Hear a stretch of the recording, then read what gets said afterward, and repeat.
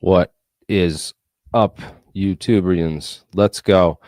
We're gonna take off from last night. We did a little bit of we did the whole JFK and RFK and started on the 9/11. I'm just going to recap some of the JFK stuff from last night and the RFK stuff, add some stuff that I might have left out.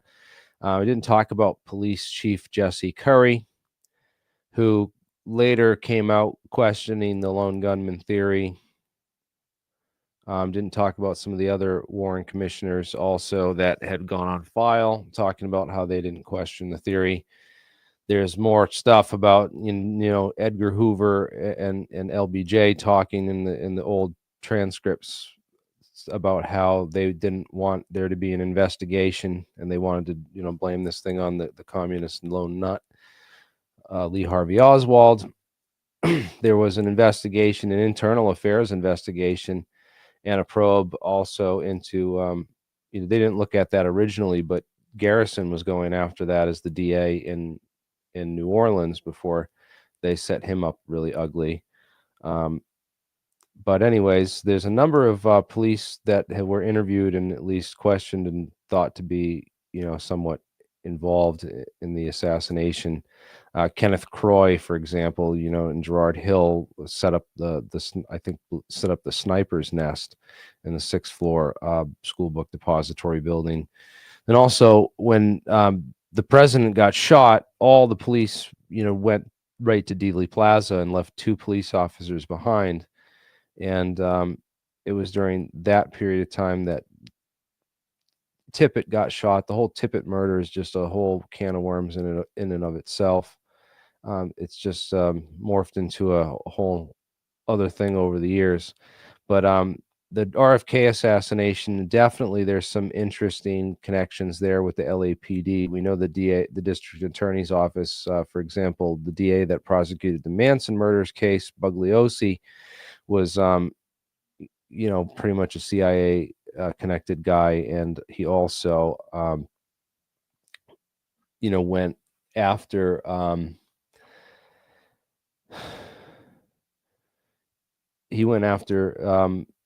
the JFK. He wrote the whole book on the JFK assassination too. Sorry. And but Pina resigned from the LAPD in '67 to work for the basically USA. I think it was this is USAID, Agency for International Development. And we all know that's of U.S. aid. Yeah, one of the old OGs of USAID. And then all of a sudden in April of 1968, he's like, you know what, I'm gonna come out of USAID and I'm gonna go back to LAPD now. And they put him on the case. And don't know what went on there, but it just shows you how they can corrupt even the police and the district attorney's office and everyone. It's just it really goes to show you. But the deep state control over America since JFK and before JFK, as we know, because Nixon came after JFK, but Nixon was Eisenhower's vice president before JFK, and Nixon obviously here as vice president, clearly not the boss. Wearing mob hats, like those are Panama hats, and they're basically mob hats, and it's this signal, and he's showing who takes a picture like this holding the vice president's hat by the brim after he just gave it to him. It's just like, we own you, buddy, and you're part of the syndicate and the mob. And talked about Operation 40 and the whole history of the CIA, this Barry Seal with Pablo Escobar, bringing back in tons of Colombian cocaine that was smuggled into the U.S. Again, we talk about how the motorcade route was changed and set up to go right past where they knew they had their patsy set up. So they had control of the motorcade route to a certain extent and then changed it. And the guy that would have had control of that were the politicians who were head of the Dallas, which is Earl Cabell.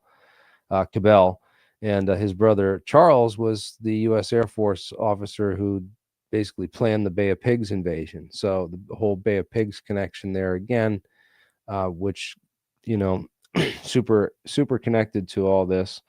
D. Harold Bird, of course, owns the Texas School Book Depository building where Oswald gets the job after living with Ruth Payne, who gives them the free apartment and takes them in and befriends them, and she hooks him up with this job opportunity, and Lee starts working at the Texas School Book Depository building, and some kind of things that are going on with Lee make us believe that he was also being set up to do all this based on intelligence purposes.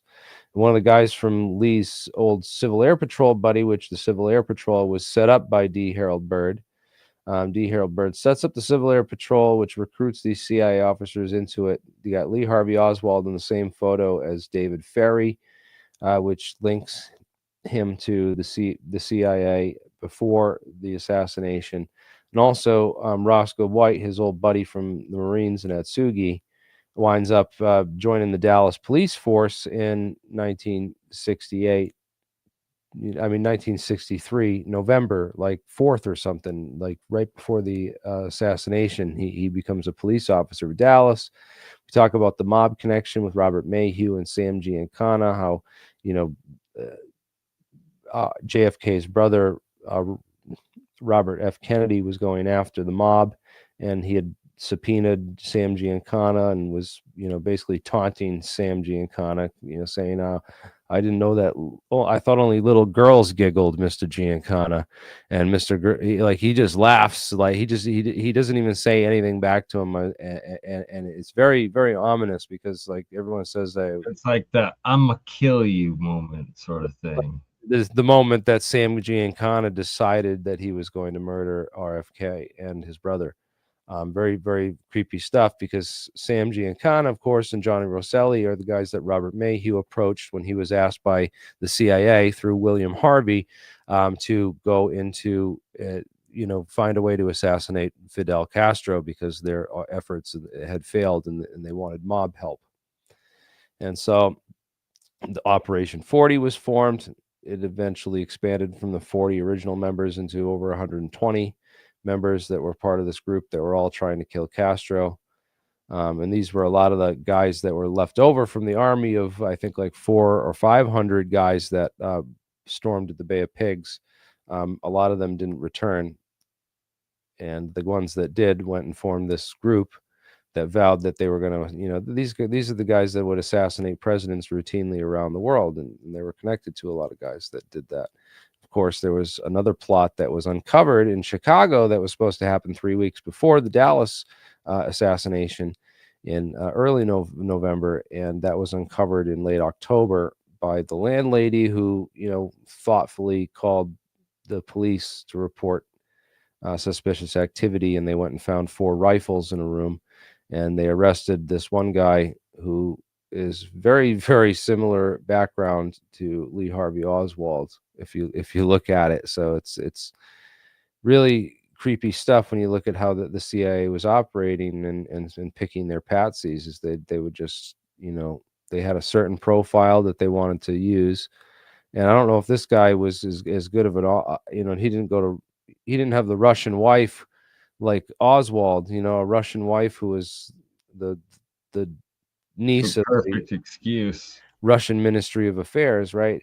I don't know too much about Arthur Villay. In fact, they covered this up and tried to hide this, and they framed Abraham Bolden, the first black U.S. Secret Service agent, for a crime he didn't commit, and sent him away to jail, and he had to fight like for appeals and to get his name back for a whole bunch of that stuff for years. And yeah, it's nuts. When we also talked about, the Bush connection, because Bush's first company, after he got out of Yale and his senior year at Yale, was a Skull and Bonesman, a sworn Skull and Bones member. The first job that he got was Zapata offshore in Houston, Texas, and he was, in charge of these oil rigs that they were building out in the ocean. And this is his son, George W. Bush, on the oil rigs, probably, during those early years in the 60s. And then, you know, he decided that he was, after the JFK assassination, he was going to get out of the oil business and get into politics and run for senator. You know, just because that's the kind of thing you can do sometimes. I don't. And then he becomes CIA director in 70. You know, under I think 76 under Carter administration, under the House Select Committee on Assassinations. But the day of the assassination, Bush is hanging around with Joe Zeppo of Delta Drilling Company, an oil company that negotiated a lot of international contracts and stuff. So interesting, you know, connections there. And then, of course, George Bush's buddy at the National Guard in 71 becomes the Saudi bin Laden group minister. The connection between the Saudi bin Laden group and the Bush family, sort of like the business liaison or middleman. And they find this bank in Pakistan that was set up, and it just takes off around the same year that George Bush takes over the CIA and tells everyone that he's going to clean up the CIA. And of course, you know, it looks a lot like they moved a lot of a lot of the banking stuff. A lot of the guys that came into BCCI and set up the banking and really like took over the company with their money and investment and experience at that time were these inside CIA kind of guys that we have to then realize that who came from this JFK aftermath of what was created in that birth. We saw between, you know, the CIA, intelligence, and organized crime.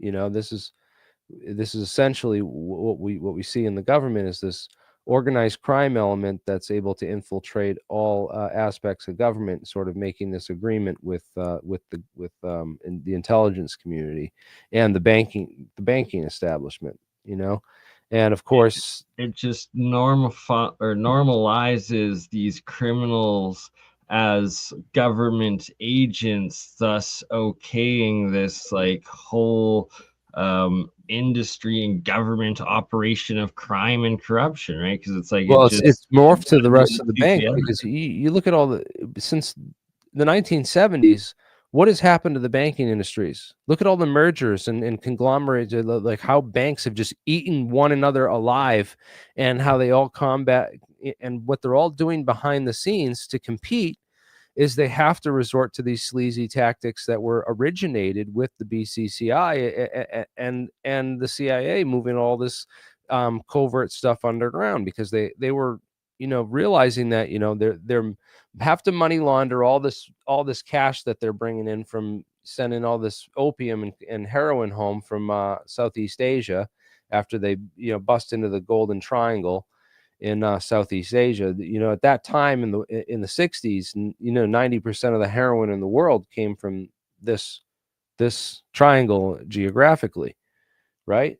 So Russell and Company, we know from the past, Samuel Russell set up the whole opium trading company that led to the whole opium wars of 1839. We know that the Afghanistan had started taking over a lot of the opium market, but then the Taliban took control in 2001 and slashed all the opium crops and dropped the opium production that year down to bare minimum.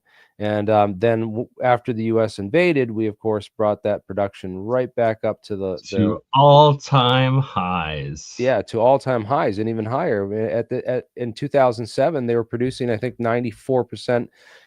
It basically was the new golden triangle of the 21st century. So you look at what they did from a intelligence standpoint, is they set up the war on drugs, because, you know, Richard Nixon's part of this whole corrupt cabal. He declares this war on drugs. They're gonna battle drugs, and that just, this was the profit margin for them. And also a big chunk of that profit margin that they got a portion of this that they could use as just liquid cash that they can put towards all kinds of covert and CIA operations and secretive operations and stuff. But this also created all the cartels. This is a war they're never going to win. And this was designed by them to enslave humanity further and further, like CIA agendas across the globe. It's a massive fuck you to the American people, and it's totally anti-American, un-American, and it's all organized crime, because the people that set this up and did this were the same people that outlawed heroin back in the 30s. It's Russell and Company, because after the Russell and Company got kicked out of Canton and during the Opium Wars, right, in the 1840s and everything, they moved to the U.S. and realized that they were a lot of war profiteers and war profiteering for the Civil War. They got into a whole business doing, I forget what they exactly did during the Civil War and how that was connected, but they're basically, they helped outlaw heroin to begin with, because you used to be able to buy pharmaceutical heroin over the counters back in like the 20s and 30s, and it was even lower. The use was just nobody knew about the stuff, and then it really kicked off in the 30s, after they had outlawed it in the United States. So that was the first big wave. And then they had started to combat it, and it came back down after, World War II. And then something happened again, that they wanted to get everyone hooked on stuff. So it's really the whole opium war is a big, and the drug, understanding how the drug markets work and function with the banks and with the intelligence community, with the large amounts of liquid cash that they produce, and how they're able to fund armies like the army in Mexico that the cartel runs, which is pretty much, I think it runs the Mexican army. I think they even run the Mexican government. It's gotten so big. So it's huge. So the governments are all corrupt and in on it. And we, the people, suffer. We get fucked. Bill Clinton's right here in the mix of it, of course. And he's, running CIA operations in Mena, Arkansas. That's how he gets into president. This no-name senator from Arkansas, or he's the governor from Arkansas, and I don't even think he was in Congress or the Senate. Like a lot of other guys were. I always wondered why and where he came from, and it makes so much more sense. Yeah, once you see that Mena connection and understand the Clinton Chronicles and Vince Foster and the whole story of Rose Law Firm there, and really dig it. Yeah, I don't have time to dig into that here. I just know that Bill Clinton was going after Osama bin Laden. He knew about Osama bin Laden. They were going after him, and the CIA basically blocked and stopped him and let him get away continuously under Clinton. They were running him because they didn't, fully have Clinton in their pocket like they had Bush. So this whole time they're running a Harkin energy scam, and then the Enron energy scam, and a lot of that bankrolls the Bush run for the White House, with Karl Rove running his PR campaign. They talk about how they did research on the whole Christian Catholic Bible Belt community, and they basically rebranded Bush's image to make him look like a Christian with his wife, so that they could win that Bible Belt vote. And they really just understood, psychological manipulation on a social scale, and also how to win presidential elections, the swing states, how to cheat the swing states, how to, like, all of the tricks of the game of getting people elected. And then, of course, they guaranteed him, a skull and bonesman, getting reelected in 2004 when he ran against fellow skull and bonesman John Kerry, as his running opponent.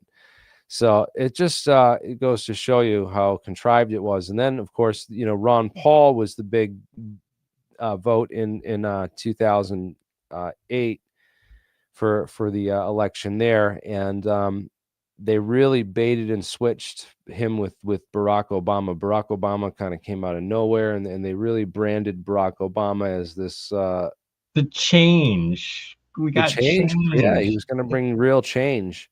A black president. Wow, that's really change. We're changing the skin color. This is awesome. You know, they're changing so much. Look, we elected a black They guy. gave him the Nobel Peace Prize before he took office, and then he invaded. There was more American military invasions of sovereign countries under Obama than any other president, I believe. And he blew up the whole NSA spy program under Obama. It really like went full force. I mean, Bush set up the whole legislation for it, but he didn't abuse it because it's like a frog boiling water. No, you set up all this legislation, you don't use it, you don't abuse it, and then you pass it on to the next guy to let him do it in secret. And then yeah, all that. And then of course Biden gets in there. Biden was, Obama's vice president. Biden's been like a career yes man for his whole life. And of course, that whole connection leads up to the 9/11 inside job and what we're going to talk about here tonight. Because as I mentioned, the CIA directors, if you understand who the CIA director was from the 93 World Trade Center bombing up until 9/11 and beyond, it really gives you the full perspective on everything that is going on and has been going on. So John Brennan is the point man. He's the head of the Saudi station in Saudi Arabia for the CIA, and makes all these connections with the Saudis. Really? I He's never knew that. John Brennan. You know about the 19 hijackers, right? Well, 15 out of the 19 hijackers were from Saudi Arabia, and 12 of those guys got their visas through John Brennan. And we're going to get into the whistleblower who blew that open in just a second. Louis Freeh, the former director of the FBI, he resigns a month, I think September 1st. No, not September 1st. Yeah, maybe look up when Louis Freeh resigns from the FBI and puts Mueller in charge. It's right before 9/11. I think it might have been June. But he's now, Louis Freeh, the former FBI director, right before 9/11, resigns. And now he's the attorney for Bandar bin Sultan. Well, it turns out that they kept that part about who financed the hijackers secret for decades, and then finally they released those 28 redacted pages. Well, those pointed to Bandar, and Bandar is a good friend of Bush. I mean, Bush invited Bandar to the Bush compound in Kennebunkport, Maine. This guy's well connected and protected. So why he hasn't been arrested and they haven't gone after him, or there hasn't been any kind of anything at all in retaliation to that declassified information that points directly to Bush. And then we find out, well, Bush has got more connections to the Saudi family through James Bath and the Saudi bin Laden group. And then his buddy Bandar bin Sultan's funding the 9/11 hijackers through a middleman named Omar al-Bayoumi. And that also somewhat connected with these I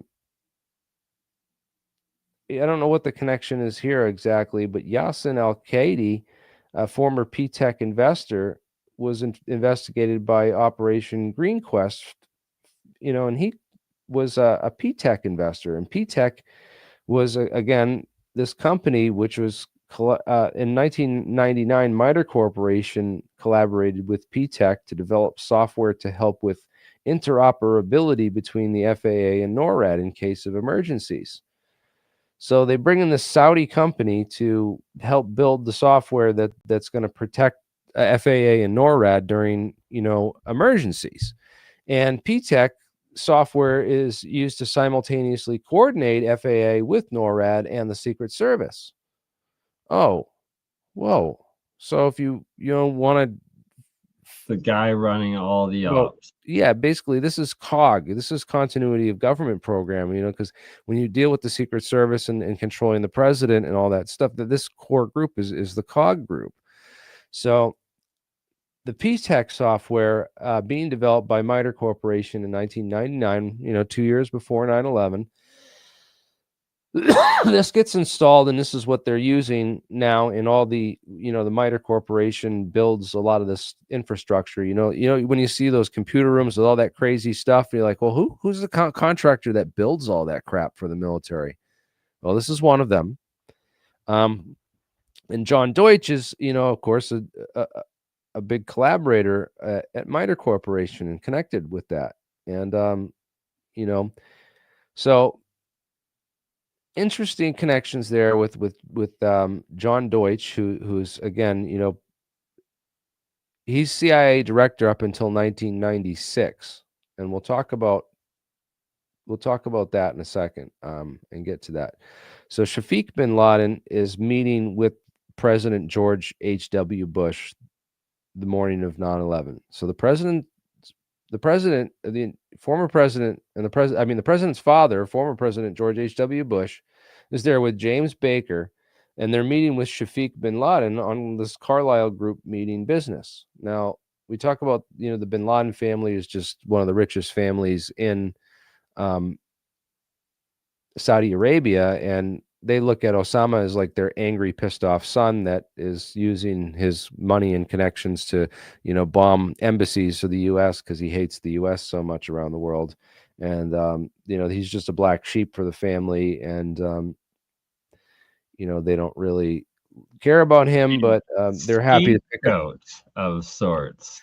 Yeah, he's our black sheep of the family. We don't really, we just want to have business with the Bushes and discuss, who's going to get the contracts to rebuild Iraq after they level the place.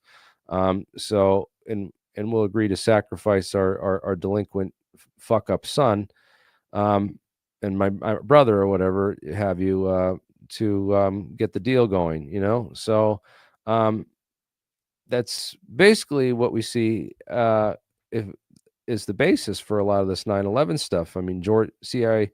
Let's get into the CIA directors and these companies and these people, because we just started talking about it last night. I covered some of this stuff. We talked about the Saudi head of intelligence. He resigns. He worked there for his entire life, his entire career from 1979, and he resigns 10 days before 9/11. Knew something was up. Not sus at all. Not suspicious at all. Not like Khashoggi's murder is suspicious at all. And well, who knows what happened there? I'd love to interview the guy and talk to him. He seems super nice. BCCI, founded in 1972. Again, this investigative journalist,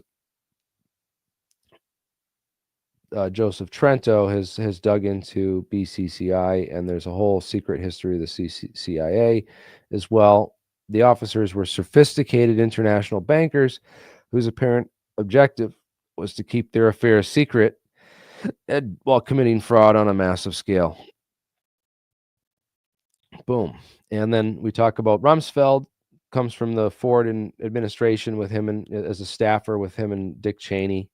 They're both put into this continuity of government program, the COG program. They're sent to Andrews Air Force Base every weekend for like 8 years, where their job is to like plan out events just like 9/11 and how and then figure out how the government would respond and come up with the planning, disaster scenario planning think tanks is what they did for COG for decades. And well, he was also running a bunch of other businesses and helping businesses capture agencies of government. Like he helped Pfizer, GD Searle LLC, to basically get the FAA to approve aspartame. Aspartame should never have been approved. It's a poison. Tastes sweet, but it's a trick of the chemical molecule. It's really just, it's worse for you than sugar. And so he got it approved with his help of his ability to capture regulatory agencies like the FDA. So we've already talked about, regulatory agency capture control with PTEC software on the FAA and NORAD and the whole Secret Service and that infrastructure. Now let's talk about some of the other, things that were going on, because both of these guys, Dick Cheney and Donald Rumsfeld, were a member of were on the Foreign Policy Advisory Board for Solomon Smith Barney, and they quit that job to join the Bush administration. So Solomon Smith Barney owned 85% of the floors inside World Trade Center Building 7. It was the largest tenant in Building 7 on 9/11. We talk about the Armageddon plan, how they basically set up these COG disaster think tanks with these. I mean, this was Reagan. This was Reagan era stuff, and Reagan was running the Star Wars program at the time, thinking about intercontinental ballistic missiles, and we need to set up this satellite system around the globe where we can triangulate. And GPS was just starting; it was only being used by the military. It wasn't yet for civilian and commercial use until like the mid to late '90s.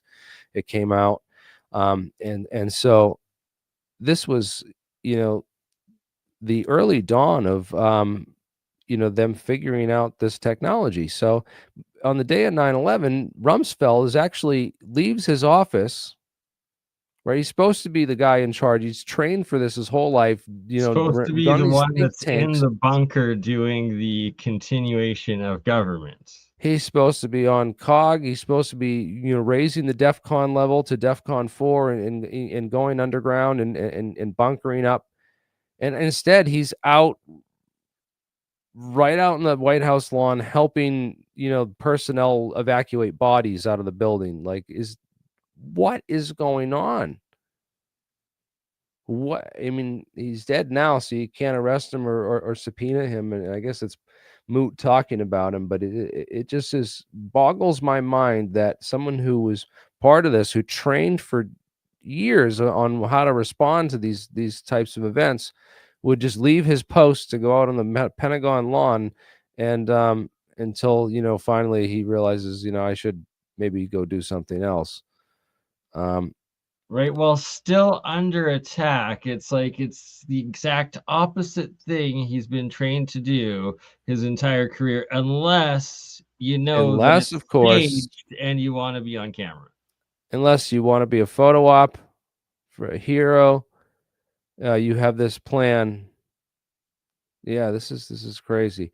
And then, of course, Dick Cheney running the underground bunk. He went to the underground bunker right away, and he was running the show. Kept pushing the well-publicized photo op in the classroom all day.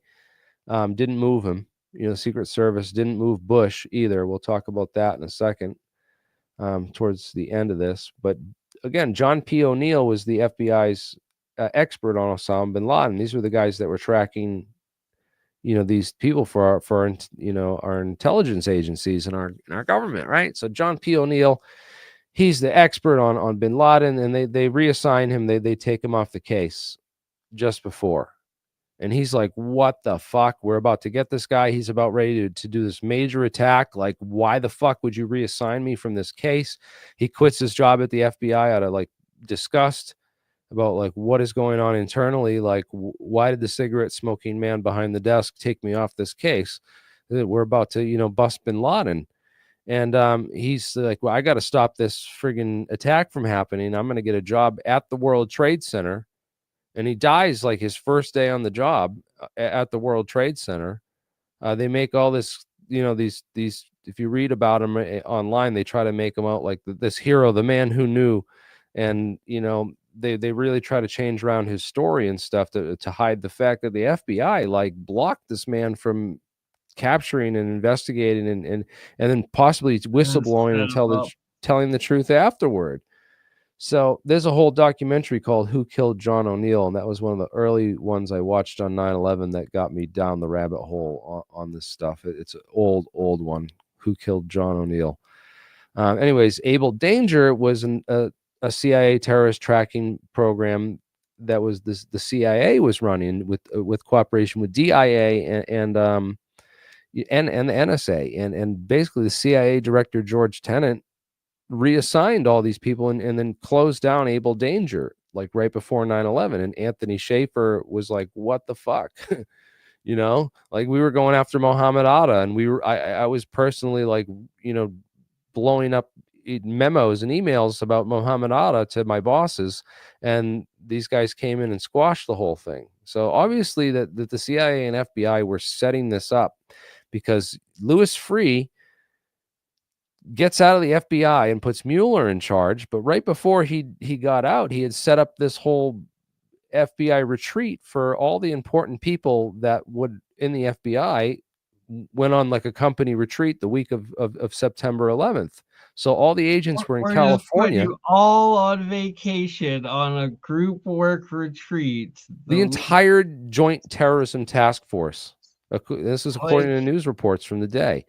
So that needs to be investigated. What the hell happened there? Three key whistleblowers for this. J. Michael Springman is the whistleblower who worked at Jeddah, Saudi Arabia, personally denied those hijackers their visas, and was told by his superior, John Brennan, to approve them. FBI whistleblower John Brennan again. Sibel Edmonds. Yeah, well, that's the whistleblower I mentioned before. I didn't name him. Yeah. Susan Lindauer, again, she's a CIA whistleblower, talks about they had this plan to go into Iraq, already set up and on the table with Condi Rice and Philip Zelikow and those guys. Sibel Edmonds, her story is still classified. She can't tell the whole story. Still, they won't. They've gagged her. They still say, like, you cannot speak and tell like what you know. But she was an FBI translator for the whole Bin Laden thing, and she was like, I was translating all this stuff to the FBI, and the intelligence that they were reporting wasn't what I was translating. They were just hearing what they wanted or manufacturing whatever they wanted. And this was when they were manufactured all the yellow cake evidence for the weapons of mass destruction that we used to invade Iraq illegally. Of course, Iraq didn't have anything to do with it. Iraq isn't even on the countries of any of these. None of these guys were from Iraq. 15 of them, I was mentioned, were from Saudi Arabia, and the others were from Pakistan and Yemen and United Arab Emirates, I believe. So weird group. CIA Director George Tenet is really where this a lot of this starts, because Tenet blocks these guys from investigating, takes Abel Danger off. He's cultivated all these close relationships with Saudi Arabian businessmen and rulers and stuff, and really feel like he got corrupted by this whole network as well.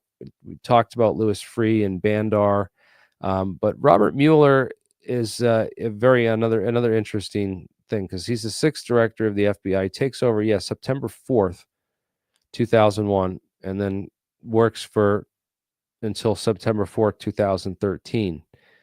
And, in 1991, Mueller declared the government had been investigating the Bank of Credit and Commerce International since 1986, and more than unusual media exposure. So he kind of slipped up with that one, that they had known about this for quite a while before they busted these guys. And, the BCCI connection, again, Mueller is an interesting character, because he gets thrown in charge by Louis Freeh right before 9/11 and kind of takes the reign and holds the cover-up down for 13 years, 12 years while this is all running. Talk about NORAD, the whole DEF CON system, how that PTEC software was just installed and this brand new state-of-the-art system that they were going to use to track and coordinate threat protection against threats. Talk about all the commanders in the straight in the line of command that failed. Eberhardt was the man most responsible for the failures to intercept those 4 hijacked aircraft. He was the one that he lied to Congress, and they lied to the 9/11 Commission. There's documented evidence of this. I'm not going to go into it all right here, but people can do the you're a crazy tinfoil hat conspiracy theorist. Go look up Global Guardian, Vigilant Warrior, and Northern Vigilance. Those are the 4 war games that were being run on the morning of 9/11 involving Space Command, NORAD needs, and FEMA also had their Tripod 2 bioterrorism drill planned in New York City the morning of 9/11, and those FEMA forces were actually diverted to help with the World Trade Center recovery and disaster emergency. So the FAA, of course, was headed, the guy just the day before 9/11, he decides he doesn't want to be a Wall Street lawyer anymore, and he wants to, become head of the FAA. Like, very little experience. And a Wall Street lawyer to head of FAA. And this is before DEI hires. Yes. So Benedict Sliney, comes in and becomes head of the FAA, fails on 9/11, miserably, blames incompetence. Oh, how could I have known? I just, I wasn't really cut out for the job, I guess. And I guess I shouldn't have this job, and I'll give it to somebody else. And he resigns. Weird, right? Then we look at the FAA hijack coordinator. He's career in special operations, JSOC commander, 1996 to 1998. He did like a ton of special ops stuff in Vietnam and whatnot. But they stopped in 1998 plan to capture Osama bin Laden, ran training exercise very close to the 9/11 plot just 9 months before 9/11. And in May 2001, Canavan wrote an internal FAA memo telling FAA to back off enforcing airport security corrections. What's that about? So they were like, FAA was going after, security corrections, and he like, you back off those security precautions. We don't, as the hijack coordinator, we don't have to worry about that. We have some plane hijackers coming through with some box cutters here. Yeah, we'll get to those hijackers. They did. It's fact. It shows all their actions point to them as being guilty. Hugh Shelton, the SOCOM commander, from 1996 to 1998, he was chairman of the Joint Chiefs of Staff on 9/11, curiously missing from 9 a.m. to 10 a.m. the morning of 9/11, just out of place. Everything was in chaos because these key people were just not doing their jobs and doing other stuff. All of them. Like Canavan and Shelton, Richard Armitage, another guy who was special ops in Vietnam, betrayed Valerie Plame's identity as a CIA agent after the invasion of Iraq. Yes, Armitage was the guy that revealed Valerie Plame's identity. He was the guy. He was present on the secure video teleconference the morning of 9/11, which failed to stop the attacks, and he worked with Pakistani ISI and Mujahideen pre-Al-Qaeda. Now, Brian Michael Jenkins. He was 1972, at age 30, he launched RAND's terrorism research program. Okay. So this is interesting because 72 would have been the time that Carol Rawson was working there for Werner von Braun, right? Where she says that, Werner von Braun, told her that they had this plan for that, it was going to be the communists. And when the communist threat ran out, it would be the terrorists. And then when the terrorists ran out, it would be the final card. The final card is a threat from above. Right. So when I look at Brian Michael Jenkins' career, he looks, somewhat similar to like a Lou Elizondo in a lot of ways, is the guy who's going to take us from the communist threat to the terrorist threat. He starts researching the terrorism threat in 1972. 1988, citing the economically collapsing Soviet Union, he wrote this whole essay and paper that a new enemy was needed in the coming years for the military-industrial complex. So, when you think about that whole X-Files plot from that X-Files spinoff, where they were talking about needing a new enemy, this guy wrote about it and called it all out, and then in 1989 to 1998, he becomes deputy chairman of crisis management for Kroll Associates. Well, Kroll's hired by the Port Authority of New York, New Jersey to assess the risk management for the World Trade Center for terrorist attack and design the systems, of the security systems and everything else at the World Trade Center. So Kroll has this big World Trade Center security connection. they helped the 1993 World Trade Center bombing response and assessed the idea of an aircraft attack on the World Trade Center before 9/11. They wrote about it. They just happened to plan it out ahead of time. Eh? Really interesting, you know. So, and then Jerome Hauer, the managing director at Kroll Associates. Hold on. We gotta pause and find that initial report because I'm fascinated. Like I want to know if they came to the conclusion that jet fuel would make these towers come down or not. You know, like what was their original conclusion? Okay, well, we're going to get to that. We're not going to pause it. We'll get back to that because the 1993 World Trade Center bombing, there's more to talk about there, and we'll get to that in a second.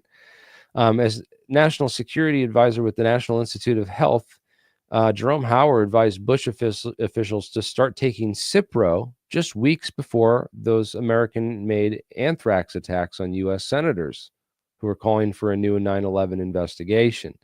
What? So, They yeah, just before the anthrax comes out, they advise all their allies to start. Jerome taking Hauer was the one. cure. Yeah, he's the guy that tells, "Hey, listen, all the White House staff should start taking Cipro. We think there's going to be an attack." And then a bunch of these senators who are all, you know, Senator Tom Daschle office was targeted because they were calling for a new investigation of 9/11, and they like scared him off, saying that it was the terrorists who did it. You know. But it turns out it was Bruce Ivins, and then Stephen Hatfield had gotten blamed at one point, but they're pretty sure it was Bruce Ivins, the one who took that Ames strain out of Fort Detrick, Maryland, and then helped attack U.S. senators to scare them off investigating 9/11. And well, Bush then, you know, instead of investigating right away, he was able to push off. They didn't form the 9/11 Commission until 444 days after 9/11. It took him over a year to form the investigation of 9/11. So the Saudi bin Laden group, again, we talked about the Jim Bath connection. Another thing we didn't talk about was the Safari Club, a covert alliance of intelligence services formed in 1961 that ran clandestine operations around Africa at a time when the United States Congress had limited power of the CIA. So basically, Carter had shut down the CIA's ability to operate because he was, you know, in putting them under the House Select Committee on Assassinations, investigating everything that was going on with them. And so this group comes out and they start running. They start like basically doing CIA operations. You know, Ted Shackley, a guy who was part of the whole, they called him the White Ghost because he never wanted to be photographed. And he was part of the JM Wave station in Cuba. Definitely knew Bush and all these guys, but he set up initiated a lot of the contacts with these groups, and they were basically running these, you know, Israel peace treaty.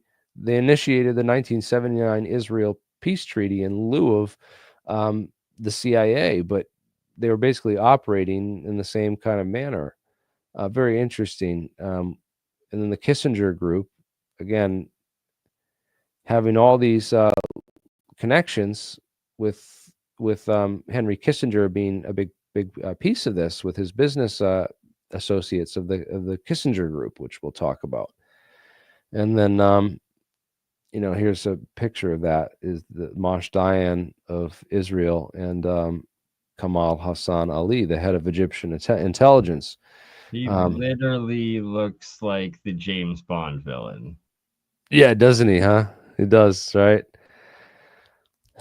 I'm pretty sure that's where they got the character idea. There's been a lot of other weird characters based on Mosh as well. You can see why. But the BCCI scandal, they're a full-service terrorist financing bank. Rudy Giuliani, his last case as a prosecutor for the district attorney's office of New York State, was prosecuting BCCI. He left the prosecutor's office after that case, and then he went and joined and worked for White and Case, the law firm which defended BCCI during that case. So he's flipped sides. Definitely wasn't paid off at all. No, not paid off at all. Not mafia. Not connected to this big CIA scandal that he helped cover for, or anything. It's not like he would be a good man in place on the day of 9/11 to cover for the CIA again or any kind of covert operations. It's not like he's done that sort of thing before, so we can totally trust, Rudy, and of course his sidekick Bernard Kerik. The two guys that, as Bush's, as Trump's lawyer, Rudy and Bernard were essentially huge part. They deleted all their posts now off X, but they were hyping up January 6th hard. It's like these two guys were the drum beaters in the ring, for January 6th, dude. If you look at it, like they've deleted all their posts since then, but these two were the deep staters in charge of, the police chief of New York on 9/11 and the mayor of New York on 9/11. So both these guys in place, and then Bernard Kerik, of course, being arrested in 2008 or so, I believe 2005 maybe, for conspiracy and corruption charges. Proving, he's such a, outstanding citizen, outstanding guy. He's totally not corruptible. Kuwam, he also worked for Kuwam Company. This stands for Kuwaiti American Corporation, a non-governmental organization in the United States that works in the security sector. And so, like, basically big friends with Bush and the whole Kuwait war thing. He was going to be, they tried to put Kerik in charge of the Iraq after, when they invaded Iraq, but they gave it to Bremer instead. But Kerik was actually, considered for the job before Bremer. That. The magically undamaged passport was found by undamaged. It was found, this went through a fireball and through the building, the building that took out the plane that took out the buildings and the fireball, and this passport fell to the ground. It was found by Kerik's department, and it's been handed in and used as official, evidence in the case against these hijackers were definitely the ones that did it. Evidence of planted documents. Like, how else could that be taken in a court of law? It's so bad. Well, in all these cases, we talked about the magic bullet and like how the evidence that the government uses for their staged operations is some of the most in your face, like fake. It's fake shit. You know what I mean? It has to be done intentionally, almost to like show, like document that it was fake for like certain classified. I don't know. But people buy it. It's used in the trials. Like this was used in the trial. It's evidence in the Zacharias Moussaoui trial. It's like one of the exhibits. So, again, this is big serious stuff because it's being used to detain and punish people actively right now who may or may not have. If I was that guy's lawyer, I would like request that passport to be like chemically analyzed if it went through a jet fire, like. I know, right? It's quite obviously without chemical analysis that it didn't take out glass, building. It didn't. I don't know. To go to tower, right? Like, what? Maybe if he had it inside his wallet, the wallet protected it, and the wallet got shredded apart, and then the passport came out, and it was just, this miracle of God, of Allah. I don't know. But anyways, Rudy Deckers, let's look at the important stuff, because these flight terrorists took flight training at a flight school in Venice, Florida, which was run by this guy who's very definitely a CIA pilot. Very much looks like David Ferry and Barry Seal and a number of these other guys, like Jim Bath too, right? Running drugs and guns and stuff, these secret missions for the CIA, in addition to training terrorists at his flight school. And then we find out that Venice, Florida is also home to the Barnum and Bailey Circus, which routinely a lot of the CIA agents would go to Venice, Florida, and actually go to Barnum and Bailey Circus as part of their training. They would take clown classes where they learn how to be a clown, because clowns can control a room and gain control of, like, get everyone's attention in the room. And so they learn those kind of skills of how to do that.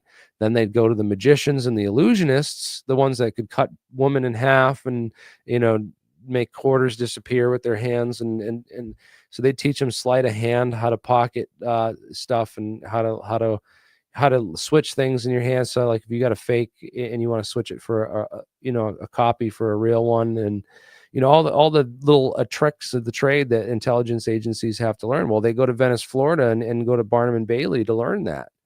And so it's weird that this flight school that's training terrorists is operating out of Venice, Florida, because it's just such a historically, CIA location in the United States.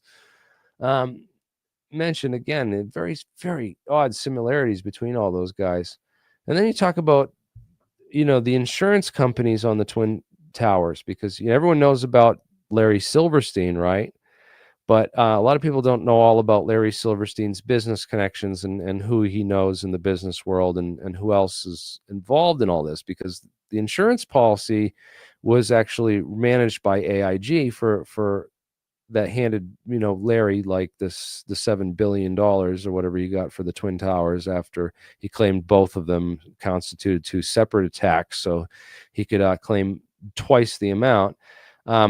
AIG granted him that with very little contest, and it turns out that a number of the policies had been resold to other insurance companies through reinsurance policies, and they took such bad hits that these guys didn't go after AIG for who was convicted in 2008 of running reinsurance scams. I don't know why no one's ever taken AIG or Larry Silverstein to court for 9/11 and this. Jeremy, you figured it out. It's the exact opposite. It's that literally the CIA is just a bunch of clowns. Yes. I mean, you look at what they do. Clearly, we're the clowns for falling for the show and the circus. We keep going to the circus, so I don't know what makes us, right.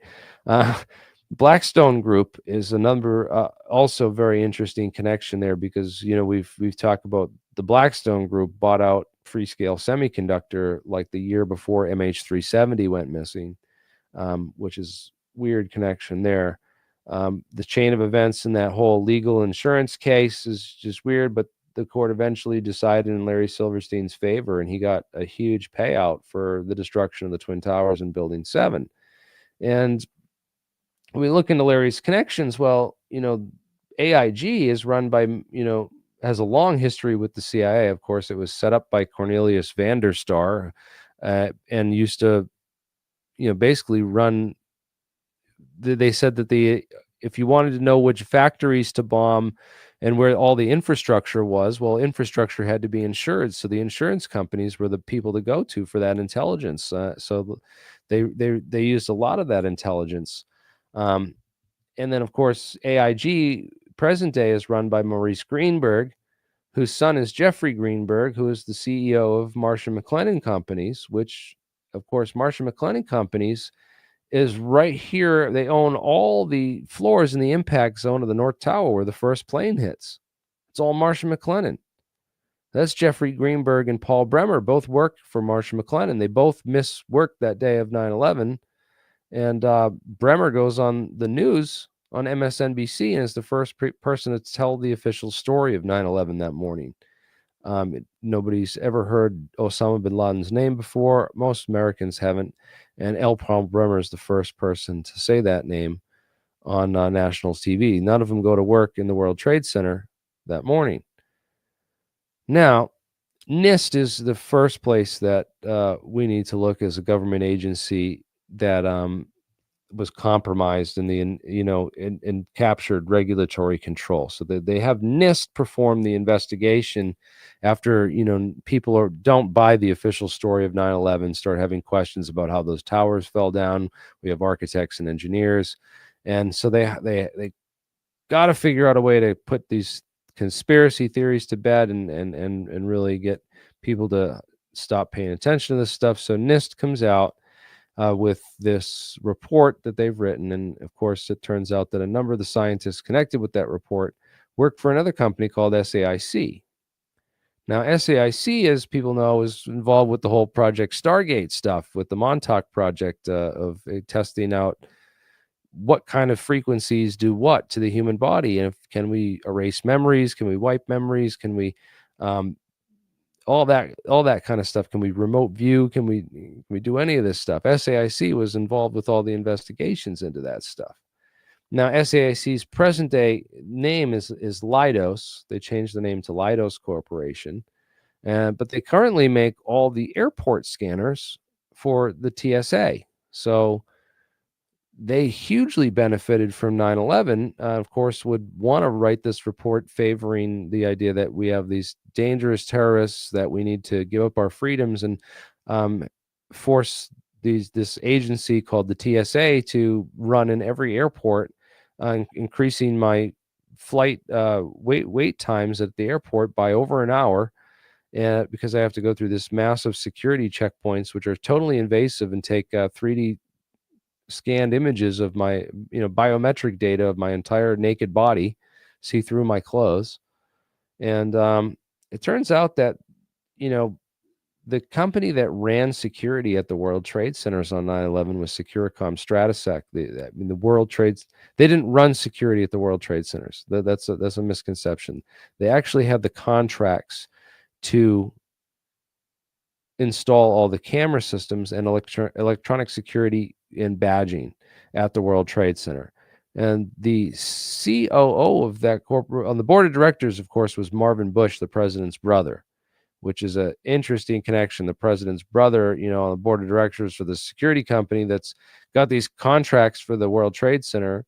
But they also have contracts at Dulles International Airport and United Airlines, which is super curious. And the COO of this company is a guy named Barry W. McDaniel, who, it just so happens, is now the vice president division manager at Leidos Corporation. Weird. He's running security at the World Trade Center on 9/11, and now he's the division manager or vice president at Leidos Corporation that made tons of money off airport scanners after 9/11. And then we look into, well, who could have set up and wired the World Trade Centers? As we mentioned before, Bernie talked about the connection with, who at 93, figured out how to bring the towers down, because they must have known how much jet fuel, if the plane, how fast it would need to, all the important engineering characteristics would have been learned through that bomb that went off in 1993. So in 93, when they bombed the World Trade Centers, they'd have to hire this company. This company, Tridata Corporation, gets the contract to investigate. And Tridata Corp comes in and writes the whole World Trade Center report, and they do an engineering. They get all the blueprints and they have to figure out how much they know exactly how big the bomb was, how much damage it did to the building, and how to repair the building and put it all back together. And they do all that. They manage all that. During the process, they manage all that, but do they intentionally take advantage of weaknesses? And that's what's interesting, because Tridata Corporation is a division of Systems Planning Corporation International, which is, of course, run by Dov Zakheim, the Pentagon comptroller, the morning of 9/11, which is really a weird connection, man. That they'd have this subsidiary. I mean, it's obvious that all these government people work together, but these people become suspects when they're in key positions on the morning of 9/11 to affect all this stuff. And they have that, and they have all that intelligence on how to get the towers to come down, what needs to be done. They write this report, of course, with these guys that all work for these companies and do all these secret research. And that report comes out and says, oh, it's just thermal expansion and floor failure. But you guys are the ones that ran security at the buildings and set up the security systems at the buildings, and also did the first 93 World Trade Center analysis report to determine like how much bombs and where and how to bring the buildings down, because you knew all that about them.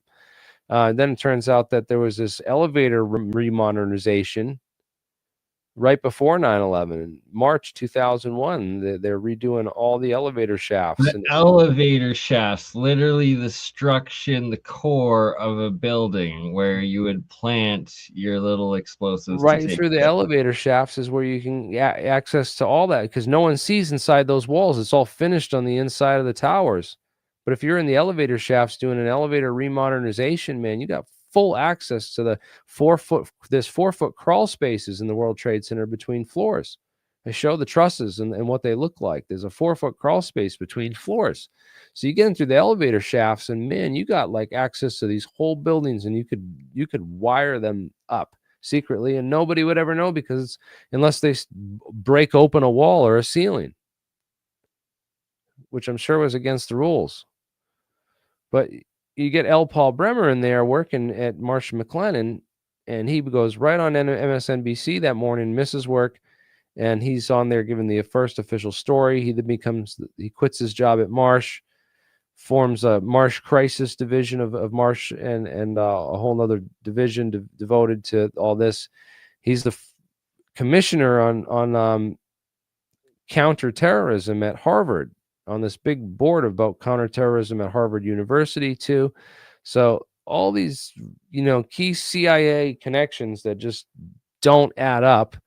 And then he's the point man in Iraq. He's the guy that turns Iraq into a quagmire. They're literally, their job was to make another Vietnam out of it, an unwinnable war that would never end, that they'd have to keep spending on, and it would just cause more problems for the future. It would just be a recurring, sort of, and it's just messed up what they did, and then now he's retired, living in Vermont, and he's, making jokes about, skiing is much more relaxing, and you can see where you're going, unlike Iraq, right? As if it was all a big mistake. But again, he was also on the board of directors for Akzo Nobel, which owned International Paint Company, which developed a fireproofing, spray-on fireproofing for skyscrapers called Interchar.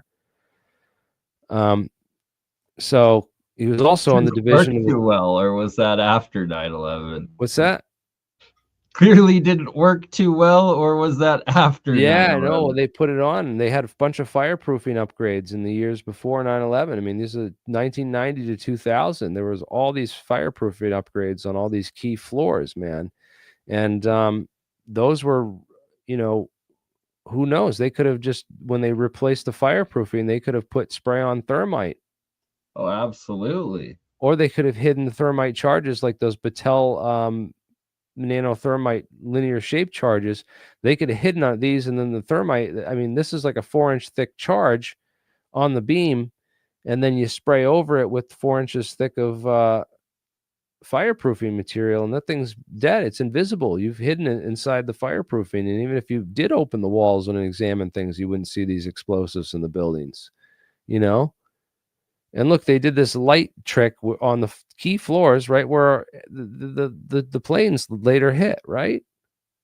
There's power downs and evacuations made in the buildings. And yeah, there is more going on with 9/11. Then we look at the whole hijacking technology. Well, it turns out that these guys, I talk about Rumsfeld and Cheney and and SPC International, right? Well, those groups that are designing this this software to help coordinate FAA and NORAD and everything, and these groups that are SPC International, I guess, was working with Boeing on this uninterruptible autopilot system.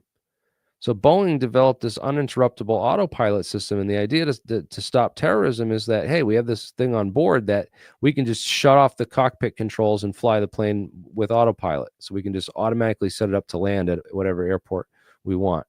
And then that way, terrorists won't be able to hijack planes at all, because we can just shut things down and fly them by remote control.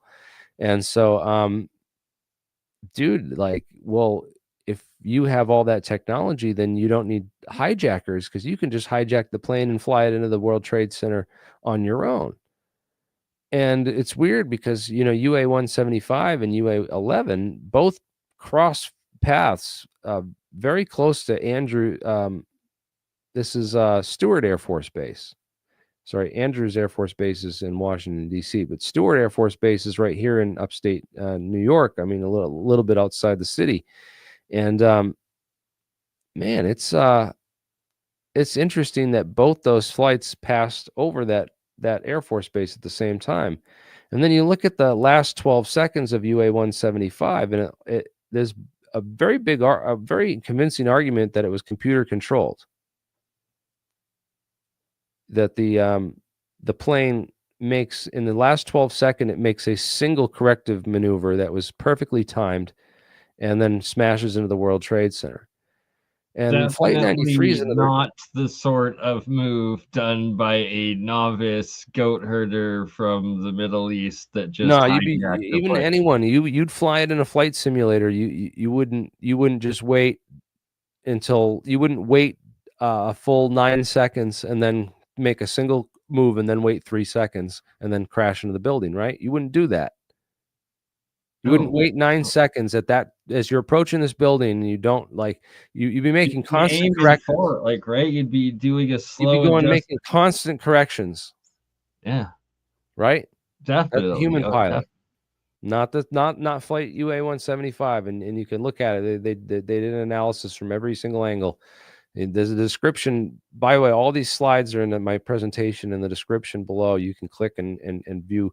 And then there's links in the comments section of every slide. There's links to tons of deep dives, more on this deep dive that you want to fact check anything and dive into it further. Be my guest. And I'd love people to be like, hey, you're wrong at this point right here. Go check this and check these sources. And I'd be like, yes, thank you. I'll make and we'll take this down and make a new one with the correction. But I doubt it. We've done a lot of research. Probably just want to add stuff to it. Flight 93, was it blown up? Did it fly into the ground like they said? Did these hijackers, did these guys on board really, let's roll into the cockpit and take back control of the plane and fly it into the ground to prevent it from crashing? Well, it's an interesting story considering the whole the evidence of this, what they're able to do with this flight control technology. And also, when you look at Flight 93, it was scheduled to depart at 8 a.m. and it pushed back from the gate at A17, gate A17 at 8:01 a.m. according to the records, right? But then it remained delayed on the runway, kept delayed on the tarmac until 8:42 because of heavy airport congestion. So AA-11, by the way, hit the North Tower at 8:37. So this plane was supposed to take off. Grounded by then, supposedly, weren't they? Flight 90, no, they weren't. No, didn't happen until 10 a.m. And that happened shortly after. We go back to the flights weren't grounded. Right here is 8:37. This was 8:37. This is both paths crossing, right? And then at 8:37, AA hits the North Tower, and then this is cleared for takeoff. 93 was held on the runway until the AA hits the North Tower, and then it's cleared for takeoff. And then they kind of kept it there in case. It's like the backup plane. It's like if one of the planes didn't hit their target, they had this one as a backup. No doubt. That's the theory anyway. And that when they didn't need it anymore, they just crashed into the ground. Because they had to make sure that they took both these targets out because of what was at stake in both of them. And Flight 77, a couple interesting people on board. Again, the flight pilot was a big guy, tough guy. And I think that these are the smallest hijackers out of the whole bunch, and they were all on Flight 77, and they supposedly took over the cockpit from this guy. I just can't believe the Todd Beamer story is real. That Todd Beamer took over the cockpit from these guys, but these guys took over the cockpit from Burlingame when Burlingame would take on 2 Todd Beamers. Anyways, Dulles Airport security footage is also really, really weird because, again, Stratasec installed all those cameras. Securicom Stratasec, yeah, the same company that installed all the cameras and badging at the World Trade Center, also did all the cameras at Dulles International Airport. Now, Dulles, their cameras in this bay were, of course, installed by Securicom Stratasec, which had to, incorporate the cameras into this much larger video manager that was run by the whole airport, a much larger system of cameras. So that was called the Lorenix Video Manager from Verint Video Solutions. And David C., who would only identify him as himself as David C., was basically the guy who ran the company at Dulles International Airport. Now, what's weird about the tapes is the timestamp on the tapes has been cropped out of all the images that were originally given. But when they FOIA'd it, they found the timestamp was from actually September 10th, the day before. So it looks like they did a dry run and there's all these inconsistencies. There's actually no footage of the any of the hijackers boarding any of the flights the morning of 9/11. The only other footage that we have is from Portland Airport, where Mohammed Atta and Jarrah supposedly took a crossover flight from Portland to Logan, where they got on flight 11 and 175, right? So this is just weird. And then AMEC's trailers are all out in front of the Pentagon. AMEC was doing a $258 million refurbishment to the whole west wing of the Pentagon in Wedge 1. They had just removed like most of these offices and gotten a lot of those people out, and we're doing rework on all of that whole section of the building. So all the trailers and the generator and the construction trailers all right here all belong to AMEC.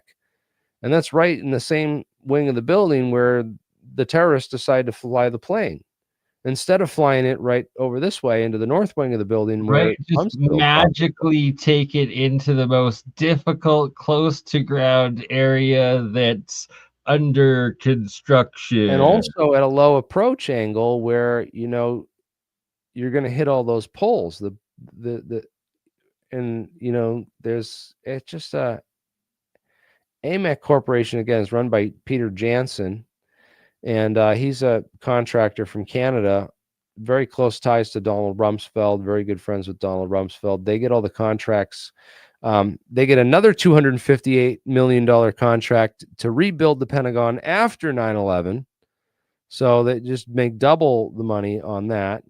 And then they're also immediately hired to help clean up the World Trade Center site in New York City. And they're the ones managing most of like the real deep action on all the thermite burning pile of rubble that burned for 9 months, three entire months underground until December 19th, 2001. The last fire was put out underground after spraying the pile down with over 1 million gallons of PyroCool FEF fire retardant foam mixture. Really crazy stuff. Again, done some of the math on the people that died at the Pentagon just to dispel some of the other theories that it was a low number. It's about what we'd expect to be in that section of the Pentagon. Now that I've ran the numbers on a low estimate. But again, Flight 93, Flight 77, there was a lot of people on that flight that just were vacant. It was not a full flight.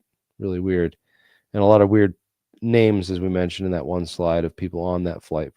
This is all for the task force to really investigate and come out with. But again, some of the things, there's definitely the no plane theory that came out.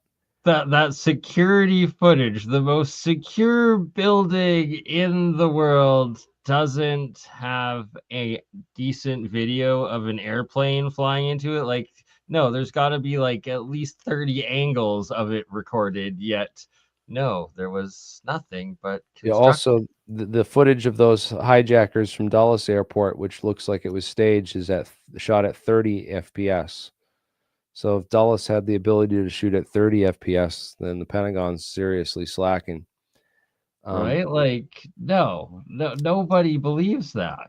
No, I don't think they should. But a lot of people were believing this no plane theory, that no plane hit the Pentagon. But this is a picture with clearly a ton of plane debris all over the Pentagon lawn freshly after it crashed, before the wall collapsed, and before Donald Rumsfeld went out there and, you know, destroyed all the evidence and picked up all the plane debris and spread those vicious theories about there being no planes to throw off the conspiracy theories, you know. There was a ton of early disinfo that came out on no plane theories. One of the main guys was this former Bush economist named Morgan Reynolds. He wrote a paper with Judy Wood. And then another guy that came out with big on no plane theory was actually the highest ranking person to ever come out on, 9/11 as a 9/11 conspiracy theorist, a former general named Albert Stubblebean. And I believe that, his point in joining 9/11 was to spread disinformation about the no plane theory and to really, he spread stuff about the demolition theories, but he also went towards the Judy Wood stuff. And again, psychological warfare departments, at Fort Meade, aka in Maryland, he was one of the guys who started the Men Who Stare at Goats thing, and then he also worked for BDM International. and BDM colleague of Hal Puthoff. Huh? Yeah. Well, Cal Puthoff worked at Fort Meade in the U.S. Army Psychological Warfare Center. That was the Spies. That was the whole original Spy. That was Project Stargate and all that stuff. So he's connected to all that. But BDM is another interesting connection, because BDM is where we find, BDM was purchased by Ford Aerospace and became a part of Ford Motor Company in 1988. As we mentioned in yesterday's thing about the Ford Aerospace connection and where Ford Aerospace come from with Ford Philco and the whole history there with Ford Motor Company, Robert McNamara leaving his $3 million a year position at Ford Motor Company to become Secretary of Defense in 1960. Where he was only making $250,000 a year. There had to be some incentive to take a pay cut like that. So again, Ford Aerospace was sold to L'Oreal, and BDM was spun off into the Carlyle Group. And in 1997, BDM was purchased by TRW, Aerospace Systems and Technical Services Company. But Barry McDaniel used to work for BDM before he, of course, became the CEO of Stratosec at the World Trade Center security firm, right? Running security at the World Trade Centers. And then now he's working at Leidos Corporation, which builds all the body scanners at the airports, right? So interesting connections there. And then we look into this whole, what Vinyl Corporation was, because BDM, in 1992, Vinyl was acquired by BDM International, which was in turn acquired by TRW in 1997. And then TRW, sorry, not M, that should be a W typo, was acquired by Northrop Grumman in 2002. So it all goes into Northrop Grumman, right? But Vinyl Corporation and BDM are right there in this whole mix with a group called the Beltway Companies. And that's the Beltway Companies is DynCorp and all those guys. So DynCorp, Vinyl, and then again, the Carlyle Group, as we know, from 1999 to 2001, EG&G was bought out by the Carlyle Group right before 9/11. EG&G, the main contractor at Area 51, gets bought out by the Carlyle Group, which is Frank Carlucci, who used to be Stubblebean's boss at BDM International, right? Who used to be Barry McDaniel's boss at BDM International. So Frank Carlucci in the Rand Corporation, he's the Carlyle Group chairman from 1992 to 2001. But before that, he was the Secretary of Defense for the Reagan administration. People don't remember. Okay. Now, PNAC, the Project for the New American Century, super important part of this whole business. Because Paul Wolfowitz, big member of PNAC, he's the Deputy Secretary of Defense on 9/11 under Donald Rumsfeld, also a member of PNAC, and he's the guy who led the Pentagon rebuilding project run by AMEC Corporation. Now, the 100 Plan for America, they talk about in the document Rebuilding America's Defenses. They say, we want to turn, this whole military industrial complex into being more popular and profitable. And we can't do that without some catastrophic and catalyzing event like a new Pearl Harbor. We need 9/11 basically is what they called for in this document, which they published right before 9/11. And these are all the guys that are involved with it. I mean, just look at the list. We got Joe Biden. Okay. Well, that's where Joe got in on all this. I wondered where he got his whole foot in the door on this presidency thing with, being an They're like, incompetent moron and it's all. 100-year plan, not year to run America while you're 100. Oh, yes, right, yes. John Kerry, of course, ran against the Skull and Bones member who ran against Bush in 2004. Really exposed that whole thing. A lot of people don't know too much about a lot of these other players, but we all know Jacob Rothschild. We all know George Soros. Actually, that's John David Bolton Rockefeller. down there. I don't know why it says George Soros, but it's got a picture of David Rockefeller. But yeah, people know John Bolton, right? Paul Wolfowitz, we talked about him. Richard Pearl, another one definitely worth mentioning and looking into. Soros is next to Rockefeller, though, so they've switched. They messed Bill up. Kristol, another guy going nuts with the whole deep state Doge probe. Cannot stand this. Hillary Clinton, very interesting, Secretary of State in New York, there in New York City for 9/11. Barack Obama. What, Barack Obama? Part of this, this guy was pre 9/11. Like, this is years before we heard of Barack Obama, and he's part of this. What? This group? Oh, wow, very interesting. Well, it turns out that the person who wrote that line about needing a new Pearl Harbor, like needing 9/11 for their PNAC plan, was a guy named Dov Zakheim, who was in charge of the Pentagon, the third in charge of the Pentagon on 9/11, the comptroller. And he was the CEO of Systems Planning Corporation, which Systems Planning Corporation, Tridata Corporation is a division of SPC International, right? Tridata Corporation did the investigation of the World Trade Center bombing in 93, right? Boom. It's right there. Tridata Corp. You can go look it up. I have the link to the official report for the 1993 bombing. And it's done by Tridata Corporation, which is a subsidiary of this guy's company.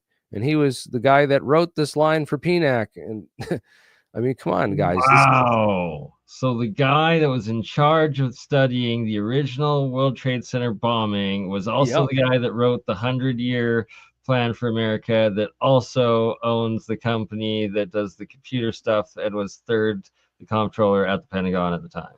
Now, there was this white mystery plane over the Pentagon and the White House on 9/11 flying around. A lot of people think it might have been an E-4B or one of these other AWACS controller planes. It's called, look up AWACS plane. And this plane might have been controlling the whole, or at least monitoring the situation, for the government. People who's on the board this plane? Where was this flight and who was on that flight?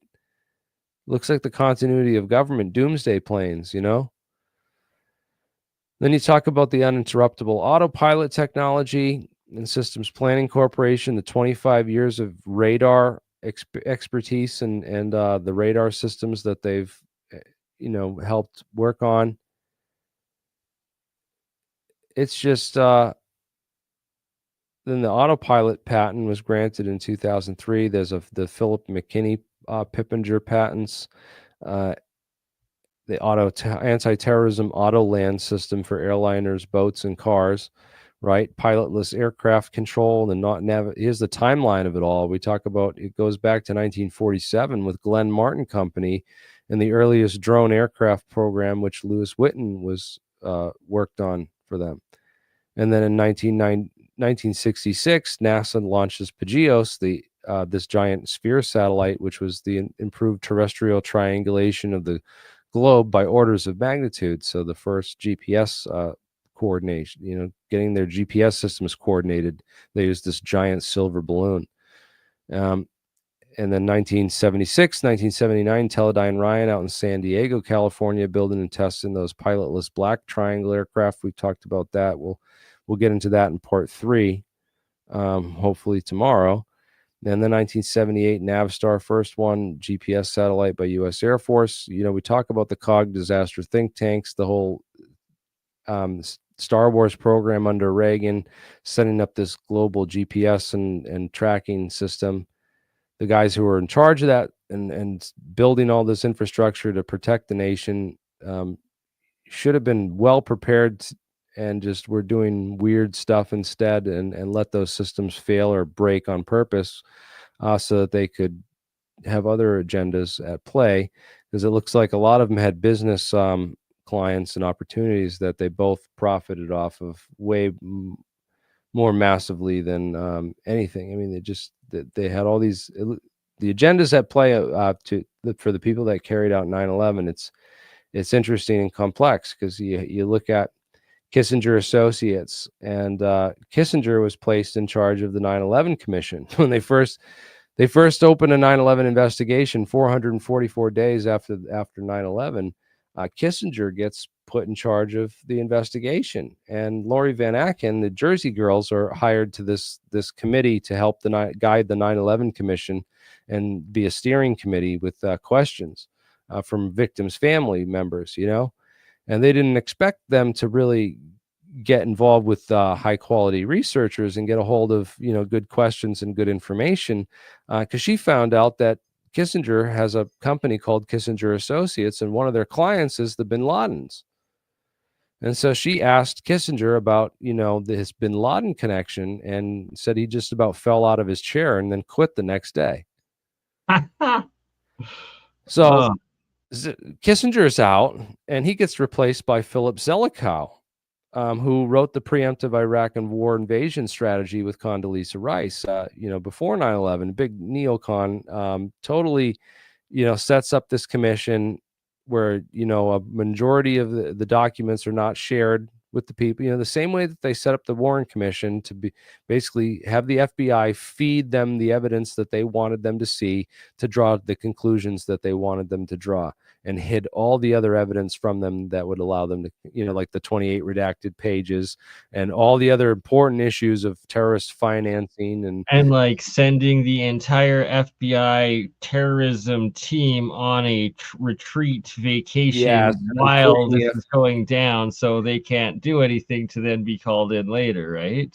Right. And quitting the FBI, putting a cover-up expert like Robert Mueller in charge of the FBI just before 9/11, and then now being, you know, Louis Freeh now being the attorney for Bandar bin Sultan, the guy who funded those 19 hijackers through Almor al-Bayoumi. Yeah, it's really amazing that more of the senators didn't completely, you know, revolt the way that Max Cleland did. He went on Wolf Blitzer on November 13th, 2003, and told him, you know, the only minority of the commission are allowed to see a minority of the documents. He called the 9/11 Commission a scam on live TV in that interview. There's a link to it down below. People can go and watch that and check that out.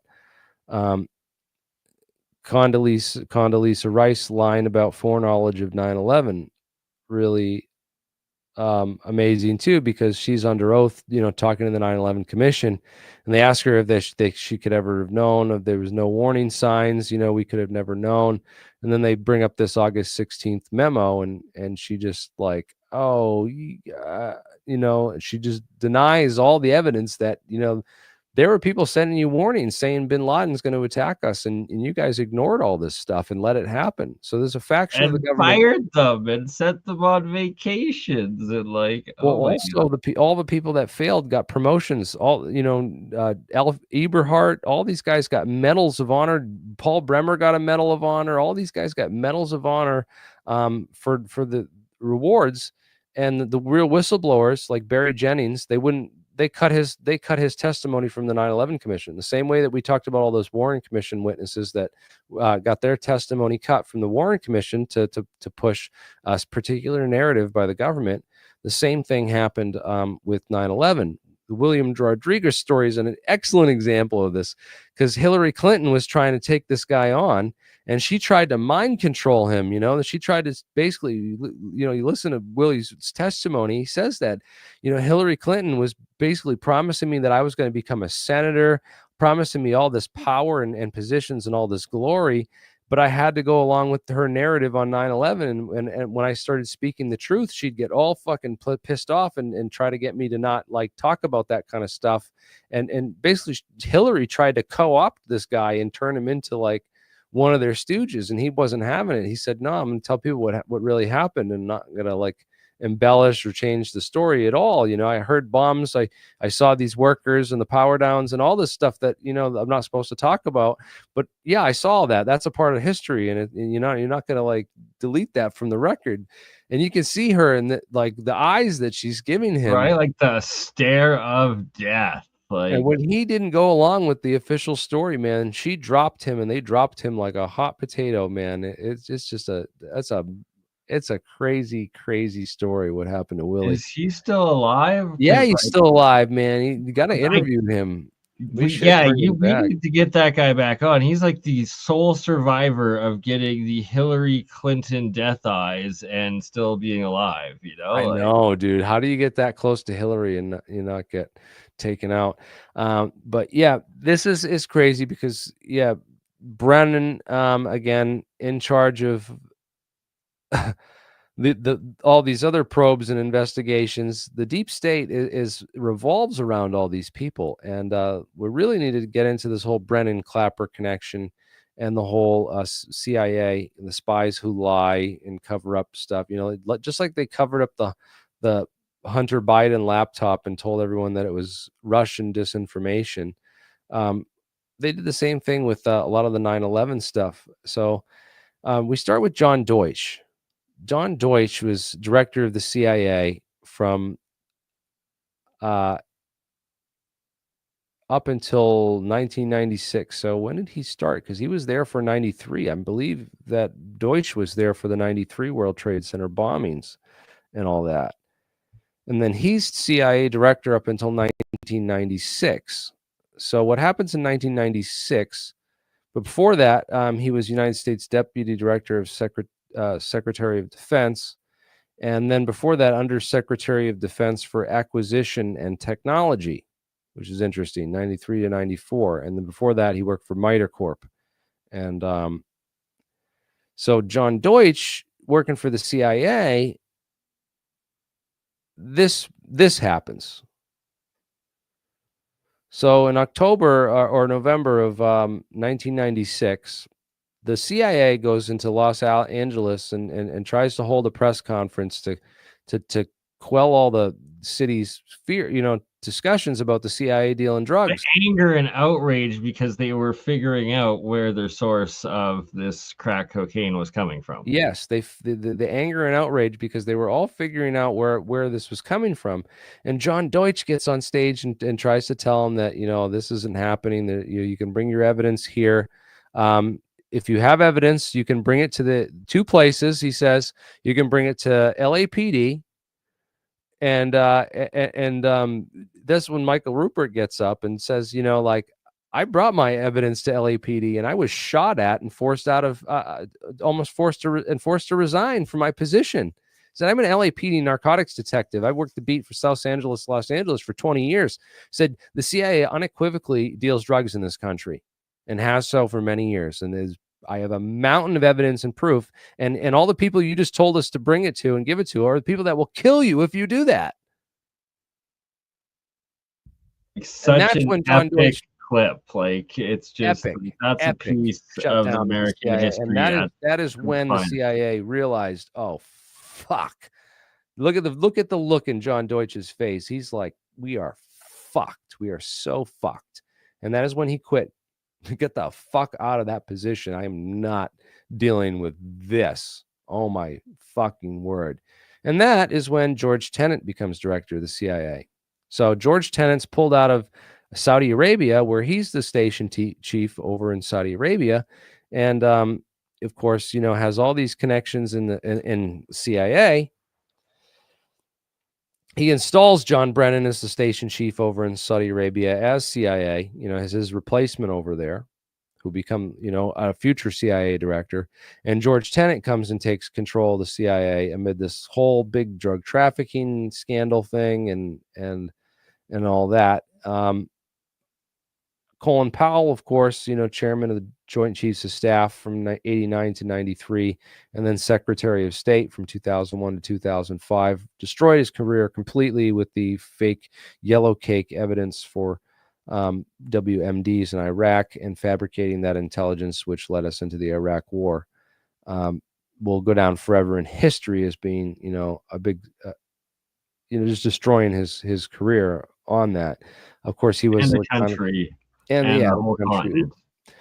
Yeah, and well, the depleted uranium that we left all over there. Yes, definitely. Porter Goss again becomes the director of CIA after George Tenet leaves. So George, somewhere around 2004, he decides, I can't, do this anymore. This is too crazy, especially with Skull and Bones on, being pulled out that they're running Kerry and Bush against each other. People are going to wake up to this, man. This is getting a little too hot for me. So he dips out, and then Porter Goss comes in, the CIA in 2004 to 2005, led the Congressional Joint Inquiry into 9/11. Of course, helps the CIA, to cover up 9/11 with this, by leading the investigation. Again, the same kind of tactic John Deutsch used. If you have evidence, bring it all to us, and we'll make sure we take care of it.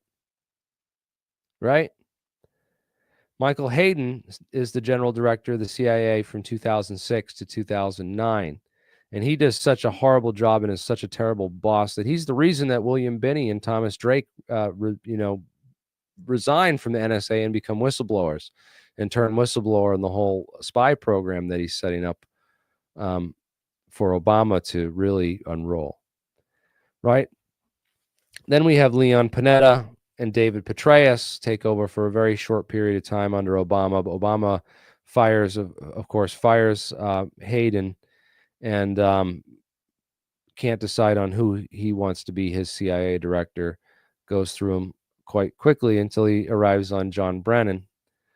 And he likes John Brennan. John Brennan is the guy, those Saudi connections and all. But yeah, Michael Springman in his book Visas for Al Qaeda, CIA handouts that rock the world. Read about the whistleblower that I'm surprised C-SPAN even had on and talked about. That's amazing. More people should talk about this stuff. It gets buried, it gets out there, but then it gets buried. It doesn't get recycled in the news cycle, and people fail to really go back and connect the dots.